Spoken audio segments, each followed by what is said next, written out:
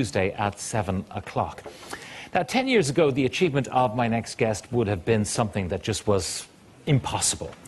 But months, well, in fact, years of dedication, of focus and sacrifice bore fruit for the third time last Sunday. And here to talk about the highs and lows along the way to Sam Maguire's success, will you welcome, please, the All-Ireland winning manager, Mickey Harte, and his daughter, Michaela.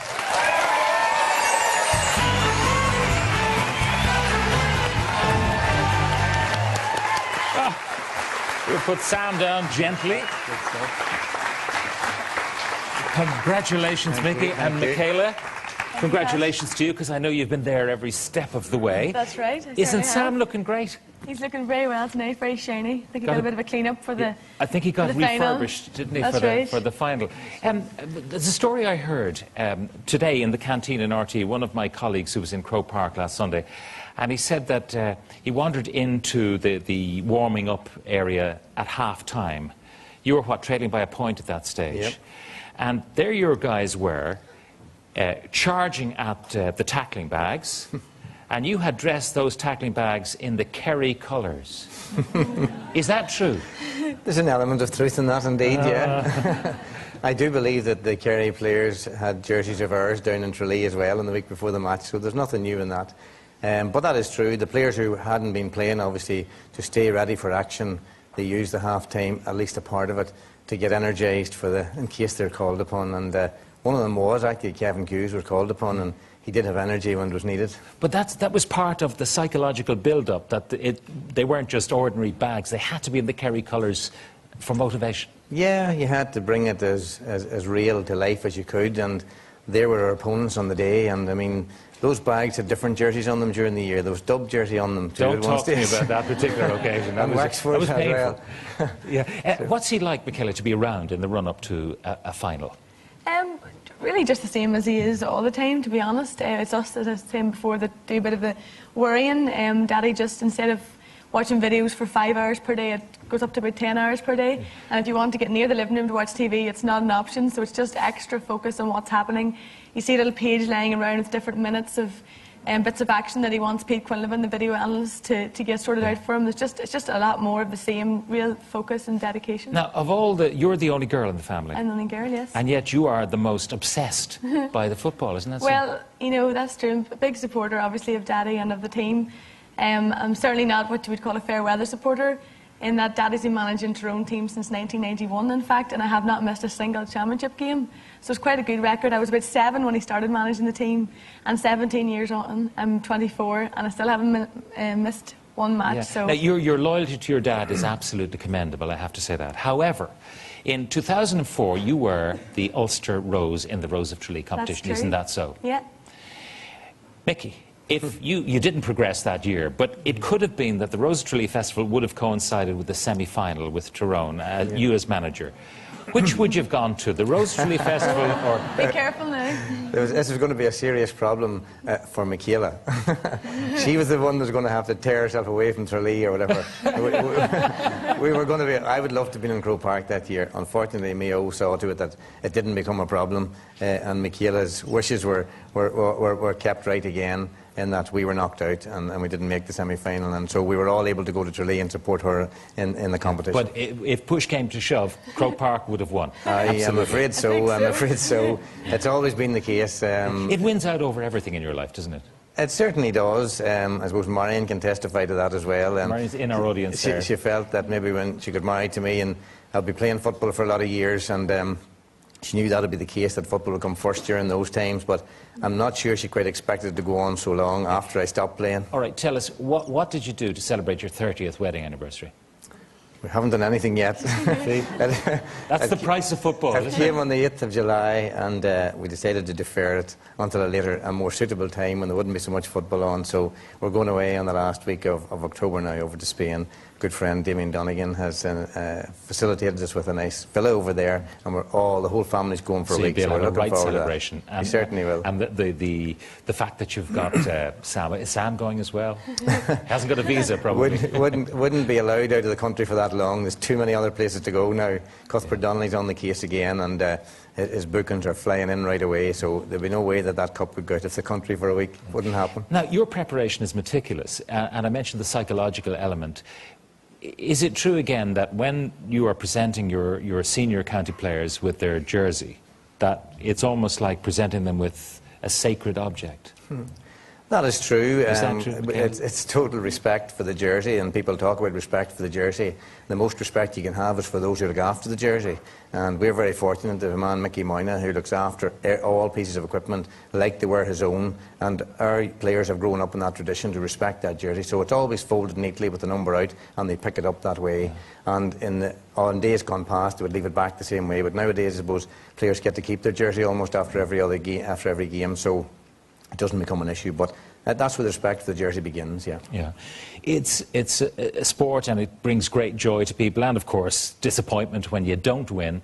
But your career has been touched a number of times by tragedy. I mean, the loss of John Devine's father, for example, in the run-up to a game. I mean, how does that affect you? How does it affect the team? How does it affect everybody around? Well, I suppose it goes back to 1997 when we lost Paul McGuire as a young minor. Yeah. Tragically, he died after an accident on the field of play. And I suppose our players at that time got to experience something they maybe would not have expected to be in contact with so early in their life. But I think it made them stronger. It's made them more appreciative of life in general, more appreciative of families and the parents and all the rest. And unfortunately, it visited us again with the late Cormac in 2004.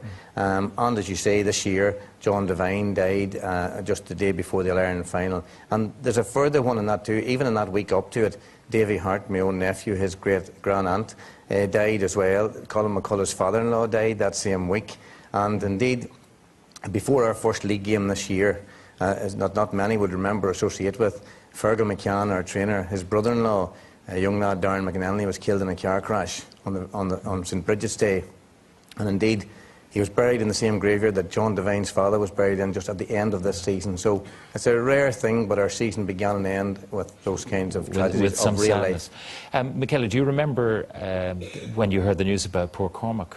Oh yeah, absolutely. I was in teaching practice in Glencoe Primary School, so I was at home. I was a student at the time in Belfast, but I was at home for teaching practice. And I remember Daddy opening the bedroom door, and the way that it was opened, I knew that there was something wrong. It wasn't just time to get up. So I just jumped up and I said, "What's wrong?" And he said, "Something really, really bad's happened." And he went on to explain, and just words can't express what we felt at that time. Yeah. That sudden adult death syndrome, it seems to be more and more common. It's not something that I recall from when I was that age. You know, none of my friends who were very sporting, it never happened to any of them. And do you have any theories as to why it happens today? No, there's lots of medical opinion divided on exactly, and it's very difficult to pin it down to any single cause. But maybe it had been more prevalent than we were aware of. But maybe just because someone like Cormac, who's a high-profile player, and John McCall, a rugby player at the same time, brought it very much to light that it was happening. And I think it does happen a lot more often than we are aware of. And I suppose the good thing about that is that because someone like Cormac, we don't think that any young man like that losing his life, there can be any good in it. But there is a lot of good has come out of it because there's a greater awareness now. The Cormac Trust is in place where they have facilitated every club in Tyrone with the defibrillators, and there's an awareness that this can happen, and people, you know, out of all adversity, good can come, and a lot of good has come out of Cormac's death. Now, I noticed that you're wearing a Pioneer pin. You've been a Pioneer all your life. How do you react when the people kind of give it a good lash after an All-Ireland win? Well, I mean, you know, us Pioneers are not anti-alcohol, we're anti the abuse of it. So, you know, as long as people take it with some degree of caution, and I suppose on an occasion when people win in All-Ireland or achieve something great, we have to realise that these things will happen. But, you know, we respect people who can take a drink and appreciate it, and sometimes people take a little bit too much, and that's a fact of life as well. But all is forgiven on last Monday morning when the fellas might have had sore heads slightly. Without a doubt. I think the players are very mature nowadays. Yeah. They're top-class athletes. And they don't get to Croke Park for an All-Ireland final if they have been abusing alcohol during the year. It just doesn't happen. Without a doubt.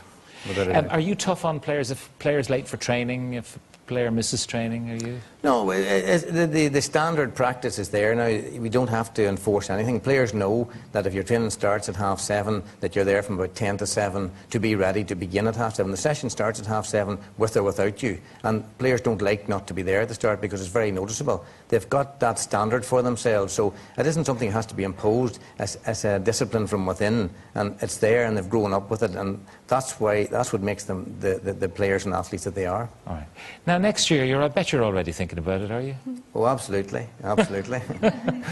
Well, we have to. I mean, we won it in 03, we won it in 05. We didn't back it up with a good season after it. Now, there were mitigating circumstances, obviously the death of Cormac and a lot of injuries after 05. But with the help of God, there won't be any such things to deal with this time. And that being the case, we ought to do our very best to do a bit better than we did before. And what about you, Michaela? Have you got a man in your life at the moment? I do. I do indeed. Is he interested in football as much as you are? He's definitely interested in football. He would have to be now to be any man of mine. Yeah, does he play? He does play, but I'm not going to say any more now because I'll get in trouble when I go back. Yeah, he doesn't play for Tyrone then, Not Tyrone, no. Ooh. Went a bit further afield. Did you? Still north of the border? Still in the north of the country, yeah. All right, so, but it's not likely that they'll end up meeting Tyrone. Well, that's a tough one now, actually, yeah. He's from County Down, and we end up meeting each other, the two counties, this year. So there's a wee bit of tension for a period, but... Divided loyalties that's in the Harte household. There's only one team for me. All right. No divided loyalties from Michaela. Can I say congratulations once again to you, Mickey, and Michaela. You were as much part of it, I think, all the way along. And thanks very much for bringing Sam in to say hello. You're very welcome. Congratulations.